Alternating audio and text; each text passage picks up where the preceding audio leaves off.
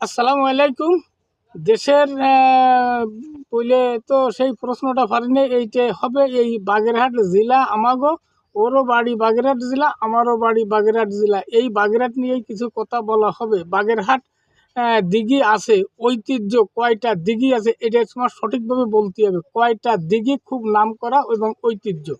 দুইটা। এইটা তোমার হই নেই, কারণ দুইটার নাম কি তুমি বলতে পারো? একটা কাঞ্চানের দিঘি আর একটা আরো ষাট গম্বুজের হ্যাঁ, দিঘি। কারণ এইটা হচ্ছে দুটো তুমি বলিছো, কারণ এই বাগেরহাট জেলায় 4টে দিঘি হচ্ছে নাম করা এবং সবাই চেনে, বই পুস্তকও আছে। তুমি এই প্রথম প্রশ্ন পারো নেই। এই বাগেরহাট জেলায় ঐতিহ্য 3টে জিনিসের নাম বলো, কারণ বাগেরহাট পরিচিত এই 3টে জিনিস। 3টে জিনিসের নাম। সুন্দরবন, 1 নাম্বার।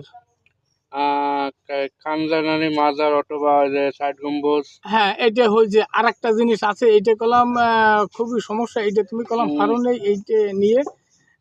তোমার এইটা কলাম তোমার হই নেই। এই মানে পুরো 3টে হই নেই, তোমার 2টো হয়েছে। এই লেগে এখানেই সমর্থন করতেছি। এই যে 2টো বলিস খুবই সত্য বলিস, কিন্তু আর একটা তুমি পারো নেই। এইটা পরের ভিডিও বলা হবে। ধন্যবাদ, আল্লাহ হাফেজ।